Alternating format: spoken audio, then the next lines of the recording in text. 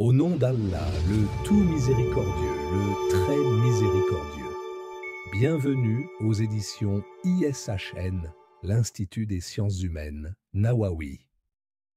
Notre mission est de partager et diffuser des savoirs précieux en sciences humaines et islamiques à travers 4 axes: l'édition d'ouvrages, la mise en valeur du patrimoine des grands savants de l'islam, la traduction de textes majeurs en français et la création de livres audio et podcasts. Nous vous souhaitons une écoute enrichissante. La notion du temps dans le Coran, Mafhoum al-Waqt fil Qur'an, par Abdallah Halwi. Édition ISHN. Au nom d'Allah, le tout miséricordieux, le très miséricordieux. Introduction.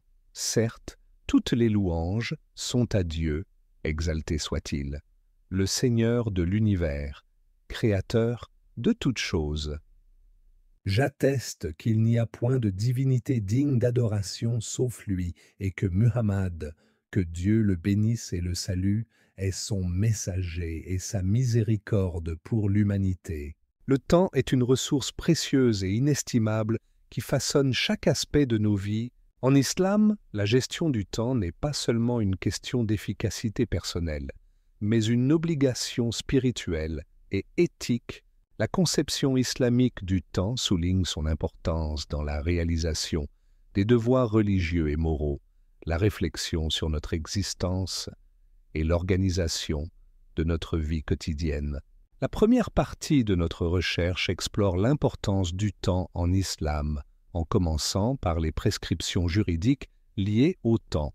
Les piliers de l'islam, tels que les prières quotidiennes, salat, le jeûne de Ramadan, siam, l'aumône légale, zakat, et le pèlerinage, hajj, sont tous régis par des moments précis et des périodes spécifiques, démontrant ainsi l'importance du temps dans la pratique religieuse.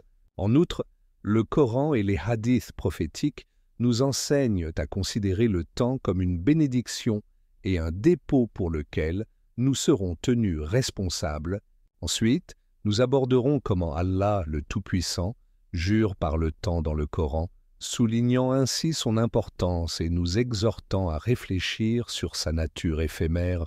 Nous examinerons également l'alternance de la nuit et du jour comme une manifestation de la miséricorde divine et une opportunité de contemplation et de renouveau spirituel.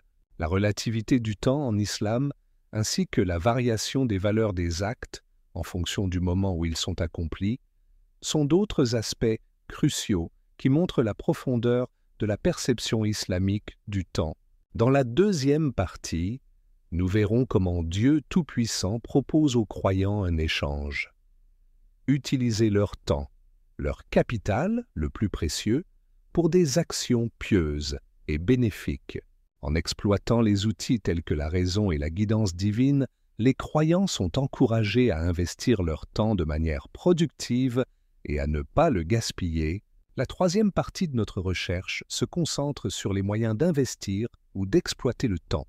Nous discuterons de l'importance de l'organisation, de la planification des tâches quotidiennes, de l'optimisation des moments libres et des facteurs de priorisation. Nous mettrons également en avant l'importance d'éliminer les distractions et les retards. La quatrième partie identifiera les facteurs de perte de temps qu'il faut éviter, tels que l'absence d'organisation, la mauvaise compagnie, les distractions excessives et la faiblesse de volonté. Comprendre ces obstacles est essentiel pour mieux gérer et valoriser notre temps. Enfin, nous explorerons comment prolonger notre influence et notre impact au-delà de notre vie terrestre. En islam, certains actes permettent de continuer à accumuler des bonnes actions même après notre mort, tels que l'aumône continue, la transmission de la science bénéfique et les prières des enfants pieux. En conclusion, cette recherche vise à fournir une compréhension approfondie de l'importance du temps en islam et des moyens efficaces de le gérer et de l'exploiter. En appliquant ces principes, nous pouvons vivre une vie pleine de sens et de bénéfices, ici-bas et dans l'au-delà. L'importance du temps. 1. Des prescriptions juridiques sont liées au temps, les piliers de l'islam. Afin de mettre en évidence l'importance du temps en islam, de nombreuses obligations religieuses sont étroitement liées au temps. Par exemple, les 5 prières quotidiennes, salat, doivent être accomplies à des moments précis de la journée. Le jeûne du mois de Ramadan est également limité à une période spécifique de l'année. De même, la zakat et le hajj, pèlerinage, ont des délais spécifiques. Le respect de ces horaires renforce la discipline et l'organisation dans la vie du musulman. Voici quelques exemples. 1. Les prières quotidiennes. Salat. Les 5 prières obligatoires, salat, sont réparties tout au long de la journée à des moments spécifiques.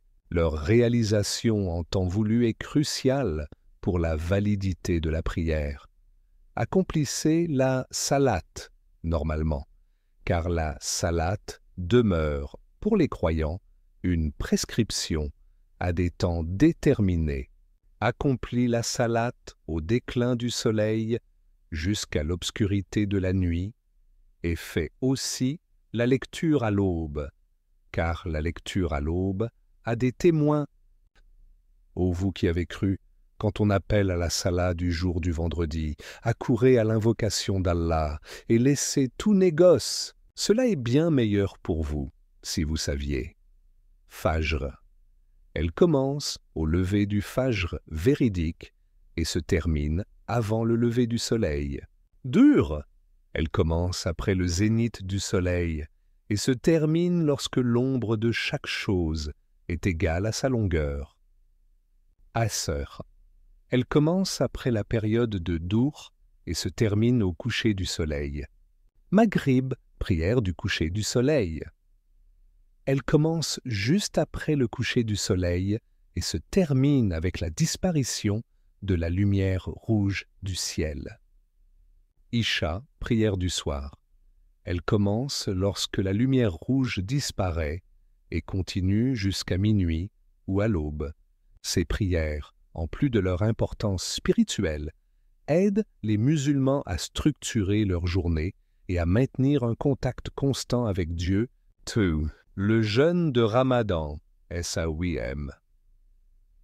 Le jeûne pendant le mois de Ramadan est une obligation pour tous les musulmans astreints, mukallaf. Le jeûne commence à l'aube, Fajr, et se termine au coucher du soleil, Maghrib. Les musulmans doivent s'abstenir de manger, boire et d'autres actions spécifiques durant cette période. Le respect du temps est une condition de la validité du jeûne. Ô les croyants, on vous a prescrit as-siyam comme on l'a prescrit à ceux d'avant vous. Ainsi atteindrez-vous la piété pendant un nombre déterminé de jours. Ces jours sont le mois de Ramadan, au cours duquel le Coran a été descendu comme guide pour les gens et preuve claire de la bonne direction et du discernement. Donc, quiconque d'entre vous est présent en ce mois, qu'il jeûne. Mangez et buvez jusqu'à ce que se distingue, pour vous, le fil blanc de l'aube, du fil noir de la nuit. Puis accomplissez le jeûne jusqu'à la nuit. 3. La zakat, aumône légale. La zakat est une aumône obligatoire calculée sur une base annuelle. Les musulmans qui ont atteint le seuil de richesse minimum, nizab, doivent donner 2,5% de leur richesse accumulée au cours de l'année lunaire à des fins caritatives. Le moment de donner la zakat est généralement déterminé en fonction de l'année lunaire islamique et acquittez-en les droits le jour de la récolte. Et ne gaspillez point, car il n'aime pas les gaspilleurs. Car le Hajj, pèlerinage. Le Hajj est un pèlerinage à la Mecque obligatoire pour tous les musulmans capables de le faire une fois dans leur vie. Le Hajj doit être effectué pendant le mois lunaire de Dhul Hijjah avec des rituels spécifiques à accomplir à des moments précis au cours de cette période, comme la station à Arafat le 9e jour de Dhul Hijjah. Le pèlerinage a lieu dans des mois connus, le paiement de la dette et le respect des délais. L'islam met également l'accent sur le respect des délais dans les transactions financières et le paiement des dettes. Le respect du temps dans ces contextes est essentiel pour maintenir la justice et la confiance dans les relations économiques et sociales. 6. Les moments recommandent pour les actes de dévotion. Certaines actions dévotionnelles sont particulièrement recommandées à des moments spécifiques. Tahajjud, prière nocturne. Il est recommandé de prier pendant la dernière partie de la nuit avant l'aube. Accomplit la salat au déclin du soleil jusqu'à l'obscurité de la nuit et fait aussi la lecture à l'aube, car la lecture à l'aube a des témoins et de la nuit consacre une partie avant l'aube pour des salats surérogatoires, afin que ton Seigneur te ressuscite en une position de gloire. Dhikr, évocation de Dieu. En islam, le dhikr, évocation de Dieu, peut être pratiqué à tout moment, mais il y a des moments particulièrement recommandés pour cette pratique. Voici quelques-uns de ces moments.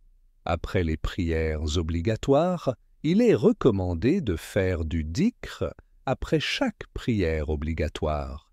Le matin et le soir. Il existe des invocations spécifiques pour le matin, après la prière de l'aube, et le soir, après la prière du Asr, avant de dormir, il est conseillé de se rappeler de Dieu et de réciter certaines invocations avant de dormir. En se réveillant, faire des invocations au moment du réveil est également recommandé. En entrant et en sortant de la maison, il y a des invocations spécifiques pour ces moments. En entrant et en sortant de la mosquée, des invocations spécifiques sont également prévues pour ces occasions. Avant et après les repas, remercier Dieu avant de manger et après avoir terminé est une pratique courante. En voyage, faire des invocations spécifiques lors des voyages pour demander la protection de Dieu. Le vendredi, c'est un jour particulièrement recommandé pour multiplier les invocations, surtout pendant la prière du vendredi. Pendant les 10 premiers jours de Dhul Hijjah, ces jours sont particulièrement méritoires pour le dhikr, surtout le jour d'Arafat. Pendant le Ramadan, multipliez les évocations, surtout pendant les 10 derniers jours et les nuits impaires à la recherche de Laylat al-Qadr, la nuit du destin, en période de difficulté ou de tristesse. Se rappeler de Dieu dans les moments difficiles pour trouver du réconfort. Ces moments de dhikr permettent aux musulmans de se rappeler constamment de Dieu, d'obtenir des récompenses spirituelles et de renforcer leur foi. Les jours spéciaux. Certains jours, comme le jour de Arafat, les 10 premiers jours de Dhul Hijjah et le mois de Ramadan, sont considérés comme particulièrement méritoires pour les actes de dévotion, pour participer aux avantages qui leur ont été accordés et pour invoquer le nom d'Allah au jour fixé. Autre moment, et supporte patiemment la décision de ton Seigneur, car en vérité tu es sous nos yeux, et célèbre la gloire de ton Seigneur quand tu te lèves. Glorifie-le une partie de la nuit et au déclin des étoiles. Ce sont les endurants, les véridiques, les obéissants, ceux qui dépensent dans le sentier d'Allah, et ceux qui implorent pardon juste avant l'aube, afin que vous en complétiez le nombre et que vous proclamiez la grandeur d'Allah pour vous avoir guidé et afin que vous soyez reconnaissants. Autres actes régis par le temps. Les périodes de viduité et de veuvage. Premier cas. La femme divorcée n'a pas à observer de période d'attente, Ida, si son mari n'a pas consommé le mariage et ne s'est pas isolé avec elle. Allah le Très-Haut dit Sens du verset. Ô vous qui croyez, quand vous épousez des croyantes et que vous les répudiez avant de les toucher, vous n'avez à leur imposer une période de viduité. Faites-leur des dons selon le bon usage et veillez à les faire partir d'une manière élégante. Deuxième cas, la femme ménopausée qui n'a donc pas de règles, son délai de viduité est 3 mois lunaires. Le délai des femmes ayant dépassé l'âge des menstrues est de 3 mois. Troisième cas, la femme qui a ses règles régulièrement, son délai de viduité est d'attendre 3 menstrues, c'est-à-dire qu'elle attend d'avoir ses règles et d'être purifiée 3 fois. Les femmes divorcées observent un délai d'attente de 3 périodes menstruelles avant de se marier. En conclusion, en islam, le temps est une ressource précieuse régie par des règles précises pour accomplir les obligations religieuses et pour structurer la vie des musulmans de manière spirituellement enrichissante et disciplinée.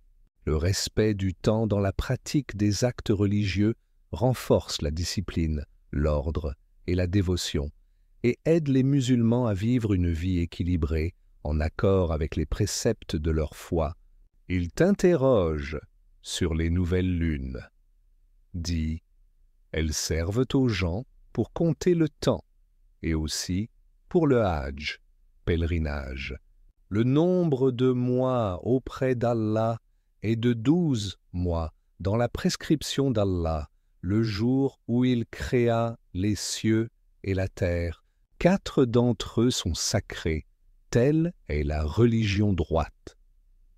Durant ces mois, ne faites pas de tort à vous-même. Nous avons fait de la nuit et du jour 2 signes, et nous avons effacé le signe de la nuit, tandis que nous avons rendu visible le signe du jour, pour que vous recherchiez des grâces de votre Seigneur et que vous sachiez le nombre des années et le calcul du temps. Et nous avons expliqué toutes choses d'une manière détaillée. 2. Dieu, Tout-Puissant, jure par le temps. Dans plusieurs versets du Coran, Allah, le Très-Haut, jure par différentes parties du temps pour attirer l'attention des croyants sur l'importance de ces moments et pour souligner des vérités significatives. Les serments d'Allah sont destinés à montrer la grandeur et la signification de ce par quoi il jure, et pour souligner l'importance extrême du temps. Voici quelques exemples. 1. Sourate Al-Asr, le temps. Cette sourate commence par un serment par le temps, par le temps. L'homme est certes en perdition, sauf ceux qui croient et accomplissent les bonnes œuvres, s'enjoignent mutuellement la vérité et s'enjoignent mutuellement l'endurance. Autre explication. Allah, le Très-Haut, jure par le temps pour souligner que l'humanité est dans une perte perpétuelle, sauf ceux qui adoptent les 4 caractéristiques, la foi, les bonnes œuvres, la recommandation de la vérité et la patience. Cela montre que le temps est une ressource cruciale et précieuse, qui doit être utilisée à bon escient. 2. Sourate Ad-Duha, le jour montant, par le jour montant, et par la nuit quand elle couvre tout. Explication. Allah, le Très-Haut, jure par les moments de la journée, le matin et la nuit, pour rappeler aux croyants la signification de ces périodes et la constance de la miséricorde divine. Cela met en lumière la régularité et la bénédiction des cycles du jour et de la nuit, encourageant ainsi à réfléchir à la création divine et à organiser nos vies selon ses rythmes. 3. Sourate Al-Fajr, l'aube. Par l'aube et par les 10 nuits, par le pair et l'impair, et par la nuit quand elle s'écoule. Explication. Allah, le Très-Haut, jure par l'aube les 10 premières nuits de Dhul Hijjah, un temps sacré, le pair et l'impair, et la nuit lorsqu'elle passe. Chacun de ces éléments a une signification profonde et souligne l'importance des moments spécifiques du temps dans la vie spirituelle et rituelle des musulmans. Pont, sourate Al-Layl, la nuit, par la nuit quand elle couvre, et par le jour quand il éclaire. Explication. Allah, le Très-Haut, jure par la nuit et le jour, mettant en évidence le contraste et l'alternance entre l'obscurité et la lumière, symbolisant la dualité et l'équilibre dans la création d'Allah. Cela nous rappelle également l'importance de chaque période de temps et l'importance de bien les utiliser. D'autres sourates. Voici d'autres exemples dans le Coran. Par le soleil et par sa clarté, et par la lune quand elle le suit, et par le jour quand il l'éclaire, et par la nuit quand elle l'enveloppe, par le jour montant, et par la nuit quand elle couvre tout. Signification et enseignement. Le fait qu'Allah, le Très-Haut, jure par le temps, enseigne plusieurs leçons aux croyants. Valorisation du temps. Le temps est un bien précieux et limité. En jurant par le temps, Allah rappelle aux croyants l'importance de ne pas le gaspiller et de l'utiliser pour des actes de foi et de bienveillance. Rappel de la mort et de l'au-delà. Le temps qui passe rapproche inévitablement chacun de la fin de sa vie terrestre. Cela incite les croyants à réfléchir sur la mort et l'au-delà et à se préparer en conséquence par de bonnes actions. Importance des moments spécifiques. Certaines périodes du temps, comme les 10 premières nuits de Dhul Hijjah ou l'aube, ont une signification particulière. Les croyants sont encouragés à maximiser leurs actes de dévotion pendant ces moments. Cycle de la vie. Le cycle du jour et de la nuit et le passage du temps rappellent la nature transitoire de la vie et l'importance de vivre en harmonie avec les cycles naturels et les commandements divins. Motivation à l'action. En sachant que le temps est un serment divin, les croyants sont motivés à être plus diligents dans leurs actions, à rechercher la vérité, à pratiquer la patience et à maintenir une relation étroite avec Allah, le Très-Haut. Conclusion. Le serment d'Allah, le Très-Haut, par le temps dans le Coran, est une indication puissante de l'importance du temps dans la vie d'un musulman. Cela souligne la nécessité de gérer le temps de manière judicieuse, de remplir chaque moment avec des actions qui plaisent à Allah et de se rappeler constamment la finalité de la vie terrestre et la préparation pour l'au-delà. 2. Dieu, Tout-Puissant, jure par le temps. Dans plusieurs versets du Coran, Allah, le Très-Haut, jure par différentes parties du temps pour attirer l'attention des croyants sur l'importance de ces moments et pour souligner des vérités significatives. Les serments d'Allah sont destinés à montrer la grandeur et la signification de ce par quoi il jure, et pour souligner l'importance extrême du temps. Voici quelques exemples. 1. Sourate Al-Asr, le temps. Cette sourate commence par un serment par le temps. Par le temps.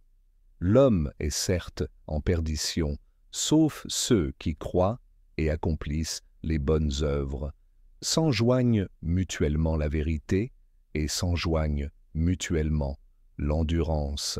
Autre explication. Allah, le Très-Haut, jure par le temps pour souligner que l'humanité est dans une perte perpétuelle, sauf ceux qui adoptent les 4 caractéristiques, la foi, les bonnes œuvres, la recommandation de la vérité et la patience.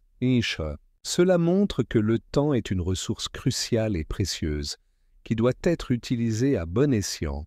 2. Sourate Ad-Duha, le jour montant, par le jour montant, et par la nuit quand elle couvre tout. Explication.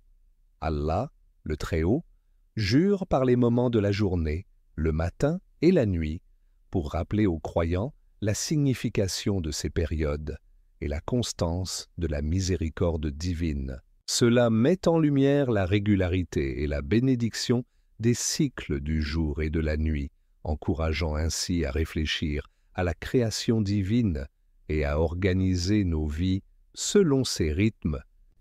Sourate Al-Fajr, l'aube. Par l'aube et par les 10 nuits, par le pair et l'impair, et par la nuit quand elle s'écoule. Explication. Allah, le Très-Haut, jure par l'aube les 10 premières nuits de Dhul-Hijjah, un temps sacré, le pair et l'impair, et la nuit lorsqu'elle passe. Chacun de ces éléments a une signification profonde et souligne l'importance des moments spécifiques du temps dans la vie spirituelle et rituelle des musulmans. Pont, Sourate Al-Layl, la nuit, par la nuit quand elle couvre, et par le jour quand il éclaire. Explication. Allah, le Très-Haut, jure par la nuit et le jour, mettant en évidence le contraste et l'alternance entre l'obscurité et la lumière, symbolisant la dualité et l'équilibre dans la création d'Allah. Cela nous rappelle également l'importance de chaque période de temps et l'importance de bien les utiliser. D'autres sourates. Voici d'autres exemples dans le Coran. Par le soleil et par sa clarté, et par la lune quand elle le suit, et par le jour quand il l'éclaire, et par la nuit quand elle l'enveloppe, par le jour montant, et par la nuit quand elle couvre tout. Signification et enseignement. Le fait qu'Allah, le Très-Haut, jure par le temps, enseigne plusieurs leçons aux croyants. Valorisation du temps. Le temps est un bien précieux et limité. En jurant par le temps, Allah rappelle aux croyants l'importance de ne pas le gaspiller et de l'utiliser pour des actes de foi et de bienveillance. Rappel de la mort et de l'au-delà. Le temps qui passe rapproche inévitablement chacun de la fin de sa vie terrestre. Cela incite les croyants à réfléchir sur la mort et l'au-delà et à se préparer en conséquence par de bonnes actions. Importance des moments spécifiques. Certaines périodes du temps, comme les 10 premières nuits de Dhul-Hijjah ou l'aube, ont une signification particulière. Les croyants sont encouragés à maximiser leurs actes de dévotion pendant ces moments. Cycle de la vie. Le cycle du jour et de la nuit et le passage du temps rappellent la nature transitoire de la vie et l'importance de vivre en harmonie avec les cycles naturels et les commandements divins. Motivation à l'action.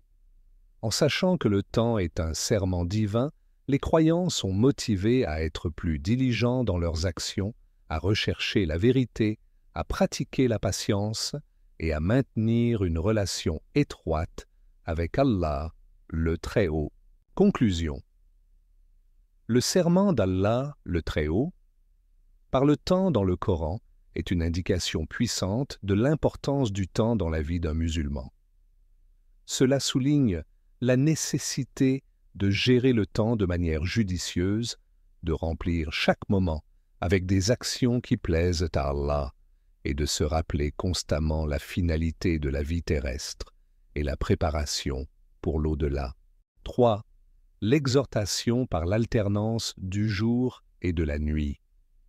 L'alternance de la nuit et du jour est une source riche d'enseignements spirituels, moraux et éthiques pour les croyants. Voici quelques exemples. Allah fait alterner la nuit et le jour. Il y a là un sujet de réflexion pour ceux qui ont des yeux. Explication. Dieu, le Très-Haut, alterne entre la nuit et le jour et les fait se succéder. Quand l'un disparaît, l'autre arrive, et ainsi de suite, et dans l'alternance de la nuit et du jour, il y a un signe pour celui qui en prend conscience et une leçon pour celui qui en tire une leçon, pour quiconque possède discernement et intelligence. En vérité, dans la création des cieux et de la terre, et dans l'alternance de la nuit et du jour, il y a certes des signes pour les doués d'intelligence, exemple des serviteurs du Tout Miséricordieux, et c'est lui qui a assigné une alternance à la nuit et au jour pour quiconque veut y réfléchir ou montrer sa reconnaissance. Dans l'alternance de la nuit et du jour, et aussi dans tout ce qu'Allah a créé dans les cieux et la terre, il y a des signes, certes, pour des gens qui craignent Allah. L'alternance de la nuit et du jour est un phénomène universel et constant qui a fasciné l'humanité depuis des millénaires dans le cadre de la foi musulmane. Cette alternance est perçue comme une manifestation du pouvoir divin et une opportunité d'exhortation pour les croyants. Le verset « Allah fait alterner la nuit et le jour ». Il y a là un sujet de réflexion pour ceux qui ont des yeux, souligne cette dimension spirituelle et réflexive. Signification spirituelle de l'alternance. La régularité et la constance avec lesquelles la nuit et le jour se succèdent sont perçus comme des signes évidents de la toute-puissance d'Allah.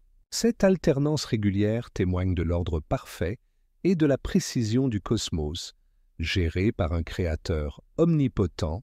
Les croyants sont invités à réfléchir sur cette alternance comme une démonstration de la grâce d'Allah. La nuit apporte le repos et la tranquillité, tandis que le jour est une opportunité de travail et d'activité. Ce cycle quotidien est conçu pour le bien-être de l'humanité et incite à la gratitude envers le Créateur pour ses bienfaits. Leçons morales et éthiques. L'alternance de la nuit et du jour encourage les croyants à adopter une vie équilibrée et disciplinée.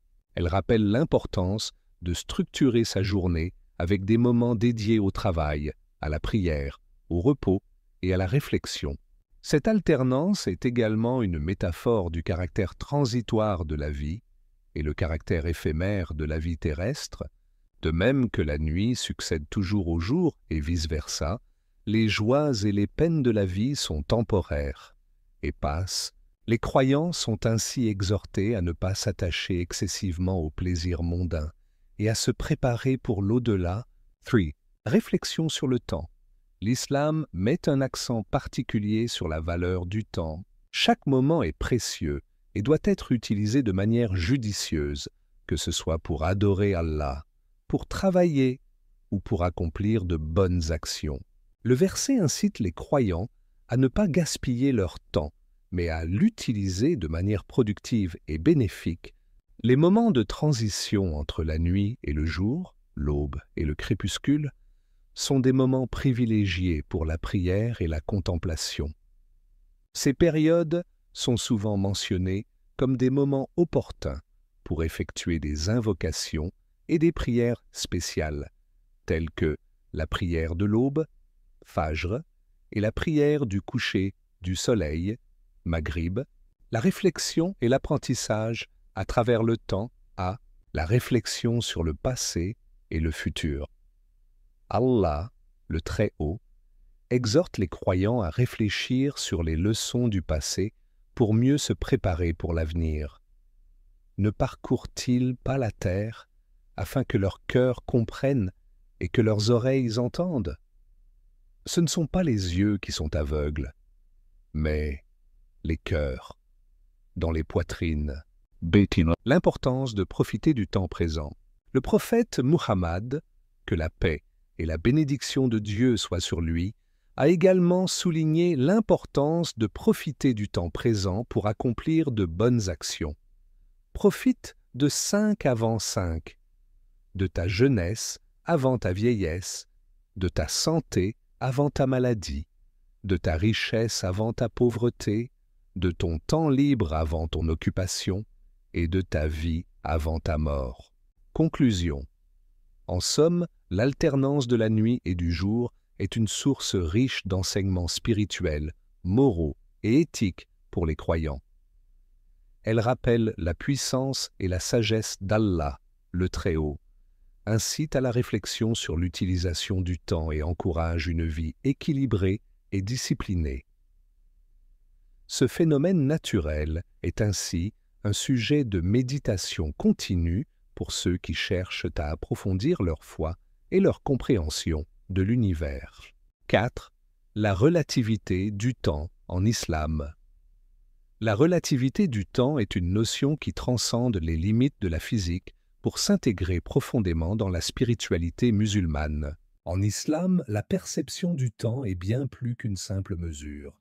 Elle est une composante essentielle de la foi et de la compréhension de l'existence humaine. 1. Le temps dans la perspective coranique a la relativité du temps. Le Coran mentionne à plusieurs reprises la notion de temps et sa relativité. Un exemple marquant est le verset suivant. Il dirige l'affaire depuis le ciel jusqu'à la terre. Puis, cela monte vers lui en un jour équivalent à 1000 ans de votre calcul. Ce verset illustre que le temps perçu par les êtres humains n'est pas le même que celui perçu par Allah. La durée d'un jour pour Allah peut équivaloir à 1000 ans pour les humains. B. La perspective de l'au-delà. La relativité du temps est également évidente dans la description du jour du jugement, où un jour est décrit comme durant 50 000 ans. Les anges et l'esprit montent vers lui en un jour, dont la durée est de 50 000 ans. Cette perspective montre que le temps dans l'au-delà est totalement différent de celui de notre monde terrestre. La relativité du temps dans la vie humaine a la perception du temps selon les circonstances. Dans la vie quotidienne, les moments de bonheur semblent passer rapidement, tandis que les périodes de souffrance ou de difficulté semblent interminables. Cette perception est profondément ancrée dans la relativité du temps. 3. L'endurance et la relativité du temps a la patience face aux épreuves. Comprendre que le temps est relatif aide les croyants à développer la patience face aux épreuves. Les périodes de difficulté, bien qu'elles puissent sembler interminables, sont temporaires à la lumière de l'éternité. Endure, Muhammad. Donc, comme ont enduré les messagers doués de fermeté, et ne te montre pas trop pressé de les voir subir leur châtiment. Le jour où ils verront ce qui leur est promis, il leur semblera qu'ils n'étaient restés sur terre qu'1 heure d'un jour. Voilà une communication qui sera donc anéantie, sinon les gens pervers. 4. Implication spirituelle de la relativité du temps à la vie terrestre est éphémère. La relativité du temps rappelle aux croyants que la vie terrestre est éphémère et transitoire. Cela les motive à se concentrer sur l'au-delà, où la notion de temps est complètement différente et où les récompenses sont éternelles. La conscience de l'éphémère. Cette conscience incite les musulmans à vivre une vie de piété et de vertu, en se souvenant toujours que le temps est précieux et qu'il doit être utilisé pour des actions qui plaisent à Allah. Et il te demande de hâter l'arrivée du châtiment. Jamais Allah ne manquera à sa promesse. Cependant, un jour auprès de ton Seigneur équivaut à 1000 ans de ce que vous comptez. Il dira, « Combien d'années êtes-vous restés sur terre ?» Ils diront, « Nous y avons demeuré un jour ou une partie d'un jour. » Interroge donc ceux qui comptent. Il dira, « Vous n'y avez demeuré que peu de temps. Si seulement vous saviez, pensiez-vous que nous vous avions créé sans but et que vous ne seriez pas ramenés vers nous ?» Conclusion. La relativité du temps est un concept fondamental en islam qui aide les croyants à naviguer à travers les défis de la vie avec patience et persévérance, en reconnaissant que le temps est perçu différemment selon les perspectives divines et humaines. Les musulmans peuvent mieux apprécier l'importance de chaque moment et se préparer pour l'éternité. La compréhension de la relativité du temps renforce également la foi en la justice et la sagesse divine, en montrant que toutes les épreuves et tous les moments de bonheur sont temporaires et font partie d'un plan divin plus grand. 5. Le temps fait partie des signes d'Allah, le Très-Haut. En islam, le temps est perçu non seulement comme une mesure des événements, mais aussi comme un signe de la grandeur et de la sagesse d'Allah.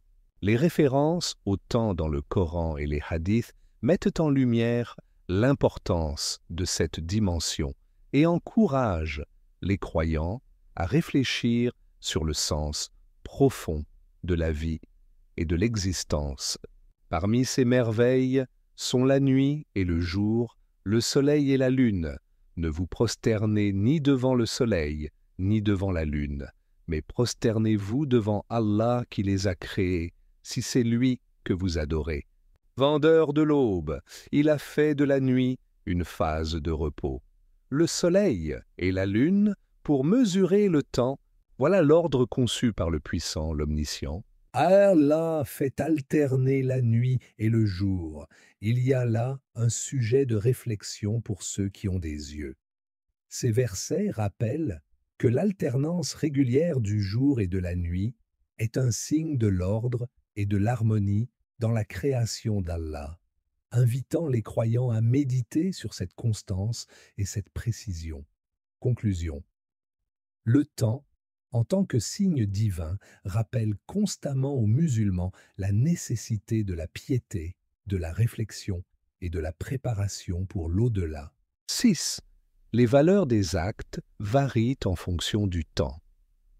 En islam, certains moments sont investis d'une valeur spirituelle et d'une importance particulière, ce qui confère aux actes de dévotion accomplis pendant ces périodes une récompense et une signification accrue. 2 exemples éminents de tels moments sont la nuit d'Al-Qadr, Layla al-Qadr, et les mois sacrés, Al-Ashhur, Al-Hurum. 1. La nuit d'Al-Qadr. La nuit d'Al-Qadr est décrite dans le Coran comme une nuit meilleure que 1000 mois. Nous l'avons certes révélé, le Coran, pendant la nuit de la détermination. Et qui te dira ce qu'est la nuit de la détermination? La nuit de la détermination est meilleure que 1000 mois. Cette nuit est donc une période où les actes de dévotion et les prières ont une valeur immense, multipliée par 1000 mois. C'est une nuit de bénédiction, de miséricorde et de pardon divin. 2. Les mois sacrés à les 4 mois sacrés. En islam, 4 mois sont considérés comme sacrés. Dhu al-Qiyada, Dhu al-Hijja, Muharram et Rajab. Allah mentionne ces mois dans le Coran. Le nombre de mois auprès d'Allah est de 12 mois. Dans la prescription d'Allah, le jour où il créa les cieux et la terre. 4 d'entre eux sont sacrés. Telle est la religion droite. Ne vous faites donc pas de tort à vous-même durant ces mois.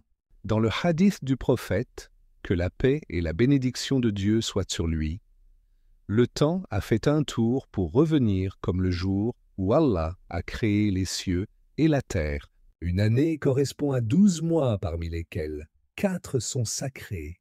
3 d'entre eux se succèdent, Dhu al-Qida, Dhu al-Hijja et Muharram. Le dernier est Rajab de la tribu Moudar, celui qui se trouve entre Jumada et Sha'ban. Ces mois sont marqués par une interdiction accrue des conflits et une invitation à intensifier les actes de piété et de dévotion. 3. L'impact spirituel des actes pendant les moments spéciaux a la récompense multipliée. Les actes de dévotion accomplis pendant ces périodes sont récompensés de manière exponentielle. Cela incite les musulmans à rechercher ces moments et à les utiliser pour se rapprocher d'Allah, l'opportunité de renouvellement spirituel. Ces moments offrent également une opportunité de renouvellement spirituel, de repentir et de purification de l'âme. Les croyants sont encouragés à réfléchir sur leur vie, à se repentir de leurs péchés et à chercher à améliorer leur relation avec Allah. C'est la cohésion communautaire.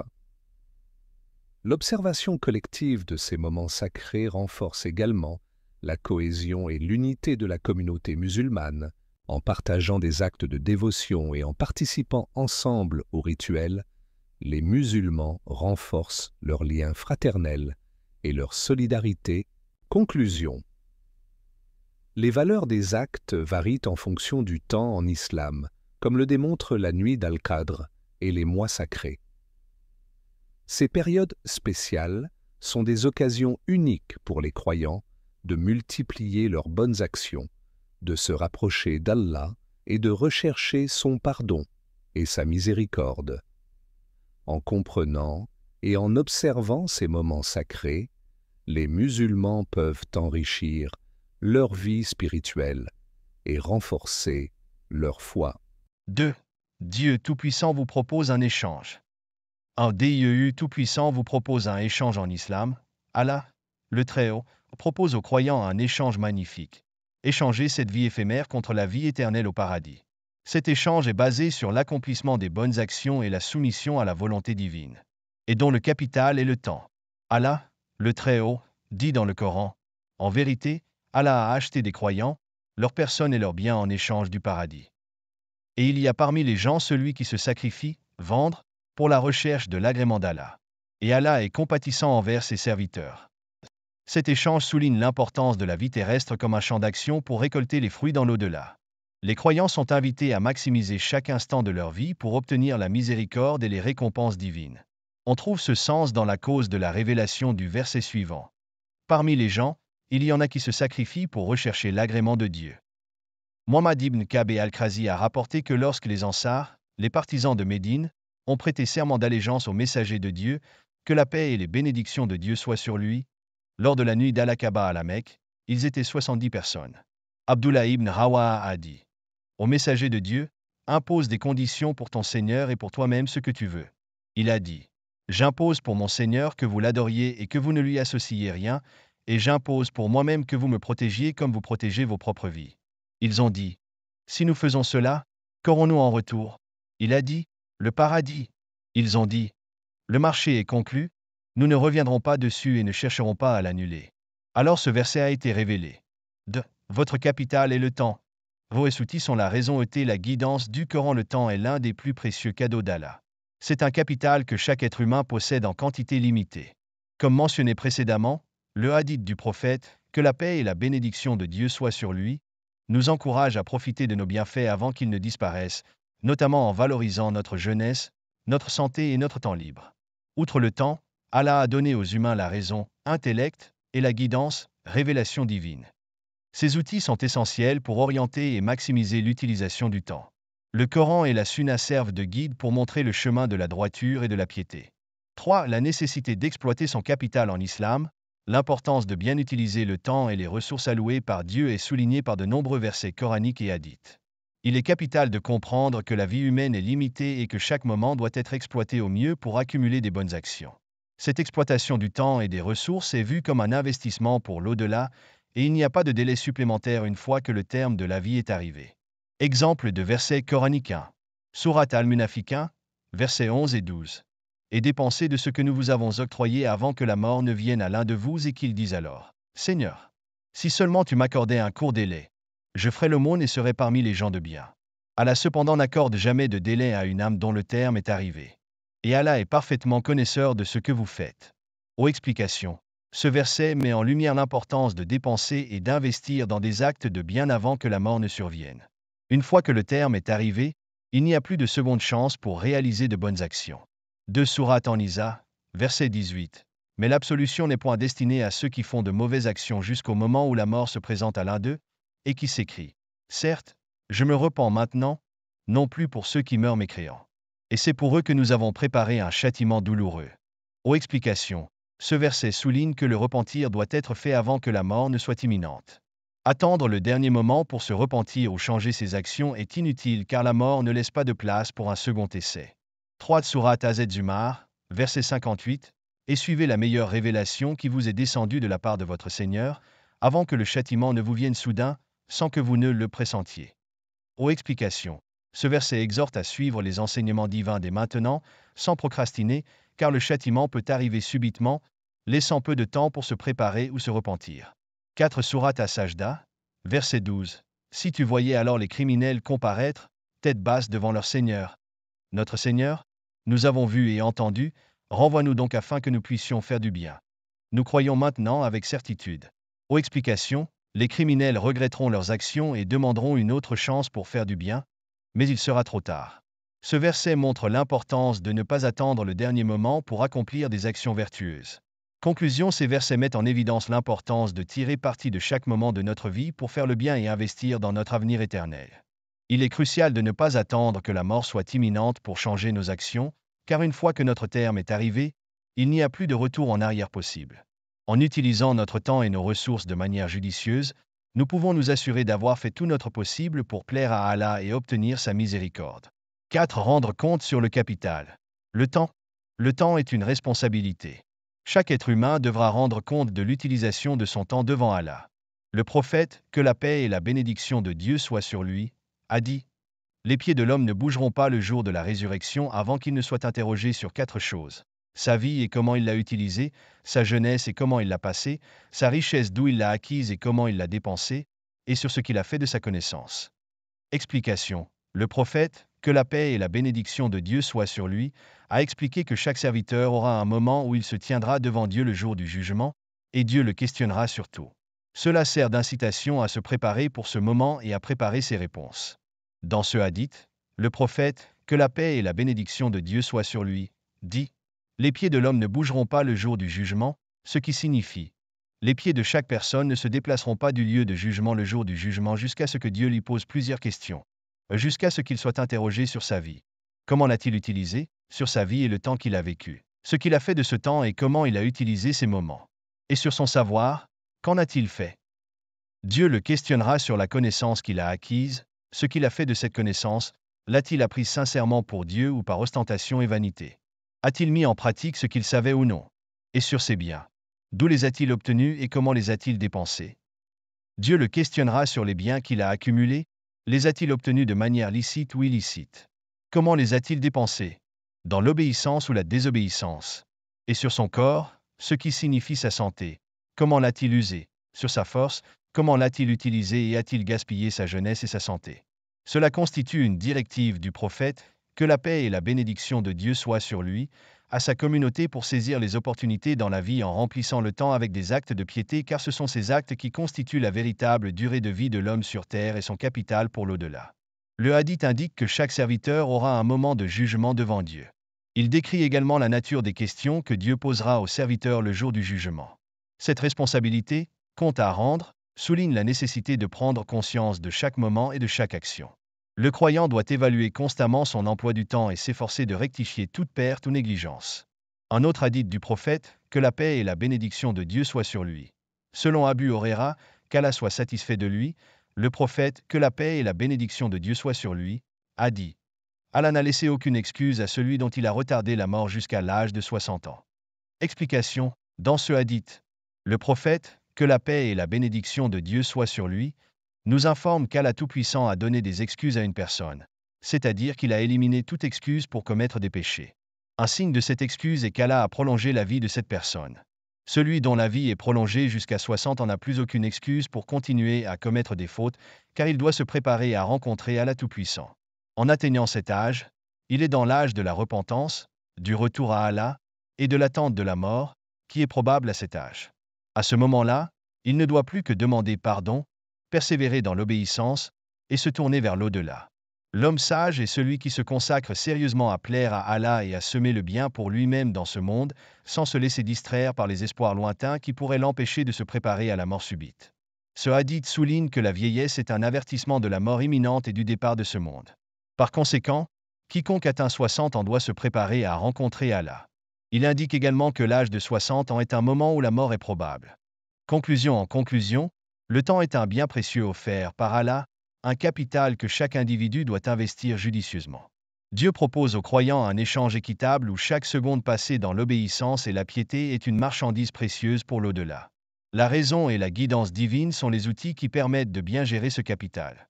Il est essentiel d'exploiter chaque moment de cette vie pour récolter des récompenses éternelles, car chaque instant sera examiné et jugé par Allah.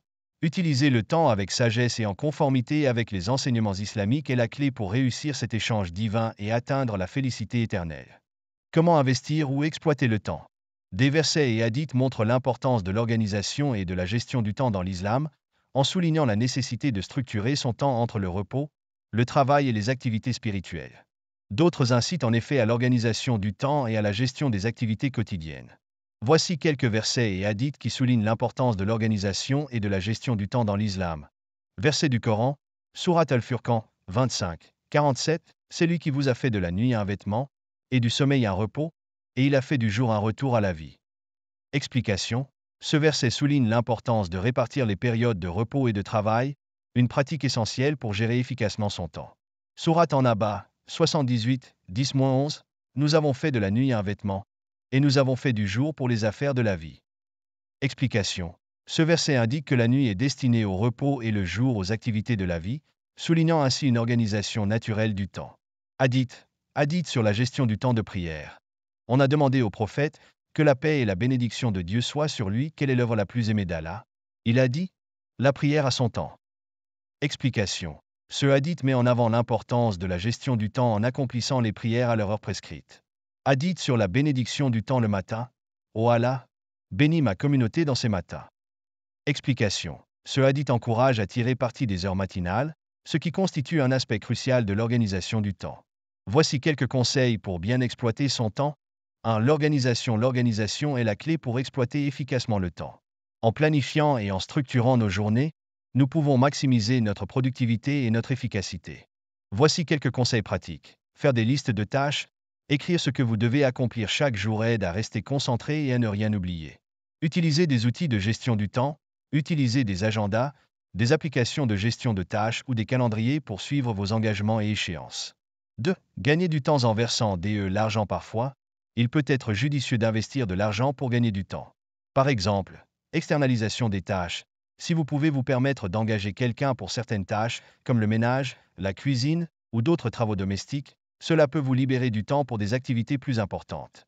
Utilisation de services professionnels. Engager des experts pour des tâches spécifiques, comme des comptables, des avocats, etc., peut vous éviter de passer du temps à essayer de résoudre des problèmes par vous-même. 3. Profiter des entre deux rendez-vous. Les temps d'attente entre deux rendez-vous ou activités peuvent être utilisés de manière productive. Lecture. Gardez un livre ou des articles intéressants à portée de main. Dhikr et méditation. Utilisez ce temps pour des évocations, dhikr, ou pour réfléchir et méditer sur des sujets importants. Rédaction et planification. Utilisez ce temps pour écrire des notes, planifier vos prochaines activités ou réfléchir à vos objectifs. 4. Ne pas laisser l'acte avant de le terminer. Il est crucial de finir ce que vous commencez avant de passer à autre chose.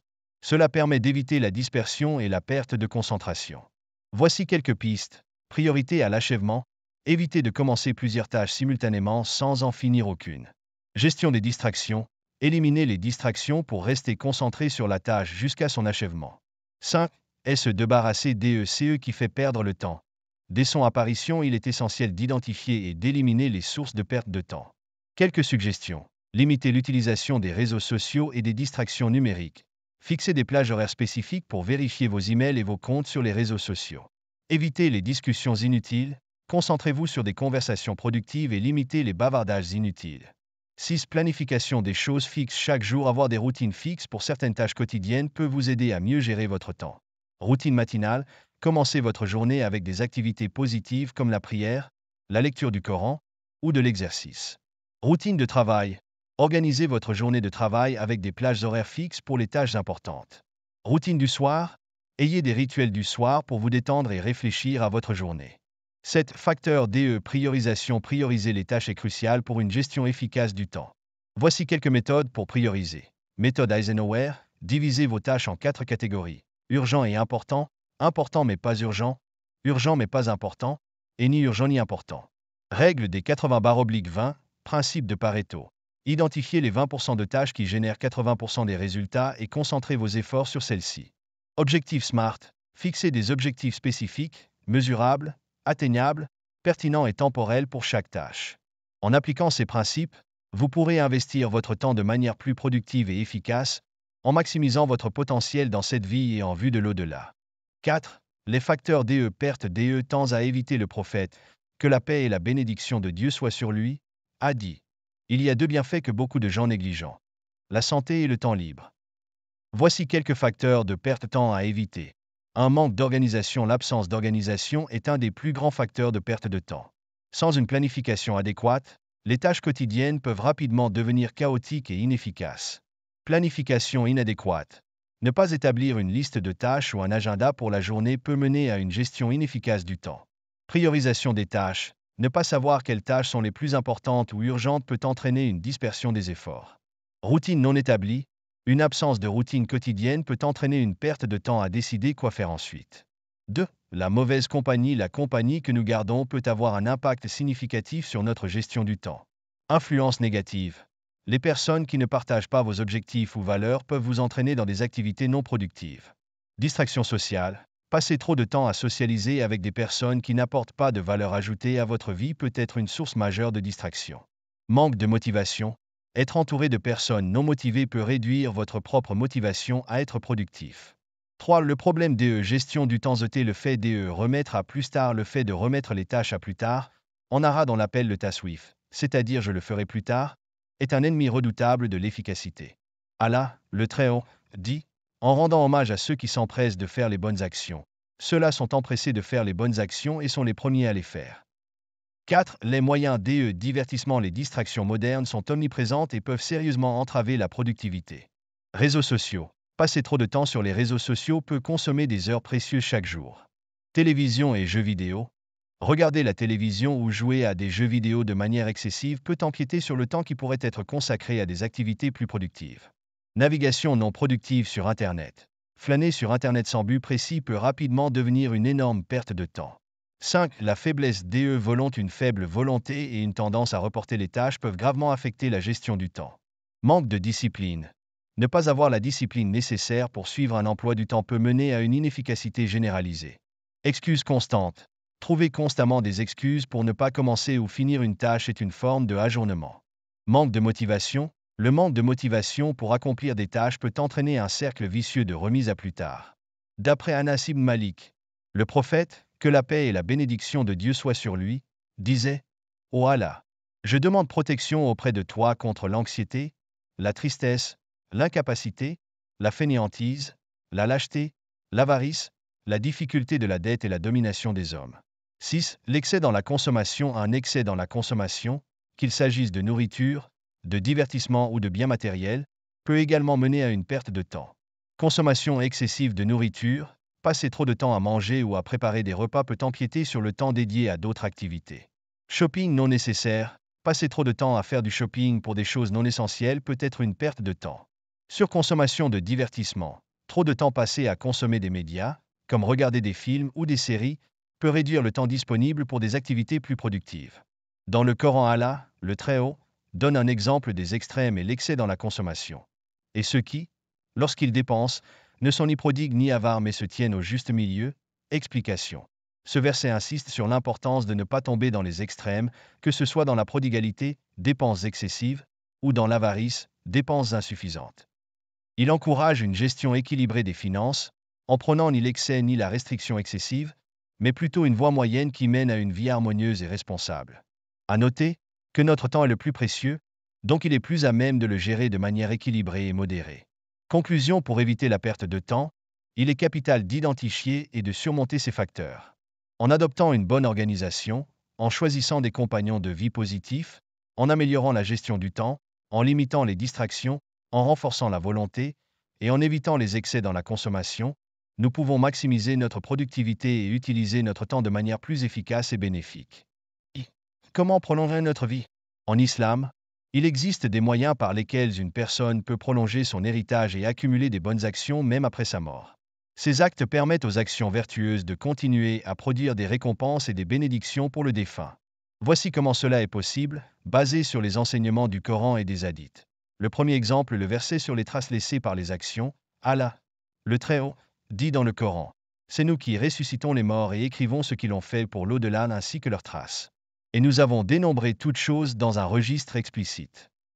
Ce verset indique que les traces des actions d'une personne, c'est-à-dire les impacts durables de ses bonnes actions, sont enregistrées et continuent à lui rapporter des récompenses même après sa mort. Deuxième exemple, le verset sur la nuit du destin, Layla al-Qadr. La nuit du destin, Layla al-Qadr, est décrite comme une nuit meilleure que 1000 mois. La nuit d'al-Qadr est meilleure que 1000 mois. Cela signifie que les bonnes actions accomplies durant cette nuit sont équivalentes à celles effectuées sur une période de plus de 83 ans. Ainsi, les musulmans ont l'opportunité de multiplier leurs récompenses de manière exponentielle. Chaque nuit de Layla al-Qadr pendant le Ramadan prolonge la vie spirituelle du croyant de plus de 1000 mois. Le troisième exemple, le hadith sur les actions continues après la mort. Le prophète, que la paix et la bénédiction de Dieu soient sur lui, a dit: quand le fils d'Adam meurt, son œuvre s'arrête sauf dans 3 choses: une aumône continue, une science dont les gens tirent profit et un enfant pieux qui invoque pour lui. Aumône continue, Sadaka Jariya. L'aumône continue est une charité dont les bénéfices perdurent dans le temps. Cela peut inclure la construction de mosquées, de puits d'eau, ou la plantation d'arbres fruitiers dont les gens profitent longtemps après la mort du donateur. Science utile, enseigner et transmettre des connaissances utiles qui continuent à être utilisées par les autres. Cela peut inclure l'écriture de livres, l'enseignement des étudiants ou la diffusion de savoirs religieux et moraux. Enfants pieux. Élever des enfants pieux qui continuent à prier et à faire des bonnes actions au nom de leurs parents décédés. Le quatrième exemple, le hadith sur l'instauration d'une bonne méthode, Sunnah. Le prophète Muhammad, que la paix et la bénédiction de Dieu soient sur lui, a dit: celui qui instaure une bonne méthode, Sunnah, il aura sa récompense et la récompense de ceux qui agiront selon cette méthode après lui, sans que cela ne diminue en rien leur propre récompense. Ce hadith souligne l'importance de l'innovation positive et de la mise en place de bonnes pratiques. Une personne qui initie une bonne action, un projet bénéfique ou une tradition pieuse recevra des récompenses continues aussi longtemps que d'autres suivront cette voie. Conclusion en conclusion, en islam, il existe plusieurs moyens de prolonger son héritage spirituel et d'accumuler des bonnes actions même après la mort. Cela inclut l'aumône continue, la transmission de la connaissance utile, l'éducation d'enfants pieux, la participation aux nuits sacrées comme Layla al-Qadr, et l'initiation de bonnes pratiques. En adoptant et en encourageant ces actes, les musulmans peuvent espérer recevoir des récompenses continues et augmenter leur position dans l'au-delà. 6. Conclusion. Pour mieux profiter de son temps pour maximiser l'utilisation du temps et en tirer le meilleur profit, il est essentiel de prendre en compte plusieurs aspects importants qui sont ancrés dans les enseignements islamiques. Voici comment cela peut être fait. 1. Connaître la valeur du temps. Reconnaître que le temps est une ressource précieuse et limitée. Chaque instant de notre vie est une opportunité pour accomplir des bonnes actions et se rapprocher de Dieu. Le temps perdu ne peut jamais être récupéré, et chaque moment compte dans la perspective de l'au-delà. 2. L'organisation du temps. Planifier et structurer son emploi du temps est crucial pour éviter la remise à plus tard et pour s'assurer que chaque tâche, qu'elle soit spirituelle, professionnelle ou personnelle, soit accomplie efficacement. Une bonne organisation permet de maximiser les opportunités et de minimiser les pertes de temps. 3. La précocité dans les actes. S'efforcer de réaliser les bonnes actions sans délai. La précocité dans les actes de bien est encouragée pour éviter les distractions et les obstacles qui peuvent survenir. En agissant promptement, on s'assure de ne pas manquer des opportunités de faire le bien. 4. La considération du passage du temps. Être conscient de la rapidité avec laquelle le temps passe. Cette prise de conscience devrait inciter à utiliser chaque moment de manière judicieuse. La réflexion sur la nature éphémère de la vie terrestre motive à se concentrer sur les actions qui auront un impact durable et positif dans l'au-delà. 5. Persistance dans les bonnes actions. Même si elles sont minimes, maintenir une constance dans les bonnes actions, peu importe leur taille. Les petites actions, lorsqu'elles sont persistantes, s'accumulent et peuvent avoir un impact significatif. La persistance dans les bonnes œuvres est une caractéristique des personnes pieuses. Si mise en garde contre les pertes de temps, l'insouciance et les renvois à plus tard. Éviter les activités qui gaspillent du temps, telles que les distractions inutiles, et se méfier de l'insouciance et de la tendance à remettre à plus tard. La remise à plus tard est un ennemi du progrès et de l'accomplissement des objectifs. Être vigilant et discipliné aide à rester focalisé sur les priorités. En somme, pour mieux profiter de son temps, il est crucial de comprendre et de valoriser chaque moment. Une bonne gestion du temps, associée à une promptitude dans les actions et une constance dans les bonnes œuvres, permet d'optimiser chaque instant pour des gains spirituels et matériels. La prise de conscience de la fugacité du temps et l'évitement des pertes de temps contribuent à vivre une vie remplie de signification et d'accomplissement. En appliquant ces principes, on peut espérer non seulement réussir dans cette vie, mais aussi se préparer adéquatement pour l'au-delà. Perle de sagesse sur la vie et le temps. Omar ibn al-Khattab, qu'Allah soit satisfait de lui, a dit « Je déteste voir un homme inutile, ni engagé dans les affaires de ce monde, ni dans celles de l'au-delà. » Ibn Mas'ud, qu'Allah soit satisfait de lui, a dit « Je n'ai jamais regretté quelque chose autant que je regrette un jour où le soleil s'est couché, où ma vie a diminué et où mes bonnes actions n'ont pas augmenté. » Al-Hassan al-Basri a dit « Ô fils d'Adam, tu n'es que des jours, donc chaque jour qui passe emporte une partie de toi. Et il est proche le jour où, lorsqu'une partie de toi partira, tout de toi partira. » Il a également dit « J'ai connu des gens qui étaient plus soucieux de leur temps que vous ne l'êtes de vos dirhams et de vos dinars. » L'imam al-Shafi'i, qu'Allah lui fasse miséricorde, a dit « J'ai accompagné les soufis et je n'ai rien appris d'eux sauf deux choses. Je les ai entendus dire que le temps est comme une épée, si tu ne la tranches pas, elle te tranchera. Et ton âme, si tu ne l'occupes pas avec la vérité, elle t'occupera avec le faux. » Sulayman ibn Abdul Malik entra dans la ville de Médine en tant que pèlerin et demanda « Y a-t-il ici un homme qui a rencontré plusieurs compagnons du prophète ?» On lui répondit « Oui, Abu Azim. » Il envoya quelqu'un le chercher. Quand Abu Azim arriva, Sulayman lui dit « Ô Abu Azim, pourquoi détestons-nous la mort ?» Abu Azim répondit « Vous avez peuplé ce monde et ruiné l'au-delà, alors vous détestez passer de ce qui est peuplé à ce qui est en ruine. » Sulayman dit « Tu as raison. » Puis il demanda « Ô Abu Azim, que savons-nous de notre sort auprès d'Allah demain ?» Abu Azim répondit « Comparez vos actions au livre d'Allah. » Sulayman demanda « Où puis-je le trouver dans le livre d'Allah ?» Abu Azim répondit « Allah dit « Les vertueux seront dans le délice et les pervers seront dans la géhenne. » Sulayman demanda « Où est la miséricorde d'Allah ?» Abu Azim répondit « Elle est proche des bienfaisants. » Sulayman demanda « Comment sera le jour du jugement devant Allah demain ?» Abu Azim répondit « Pour le bienfaisant, ce sera comme un voyageur qui retourne auprès de sa famille. Pour le malfaisant, ce sera comme un esclave en fuite qui est ramené à son maître. » Sulayman plaira si fort que ses sanglots s'intensifièrent. Puis il demanda « Ô Abu Azim, comment pouvons-nous nous réformer ?» Abu Azim répondit « Abandonnez l'arrogance, maintenez-vous dans la vertu, répartissez équitablement les biens et soyez juste dans vos décisions. » Merci de votre confiance. Pour en savoir plus, visitez notre site ishnédition.fr.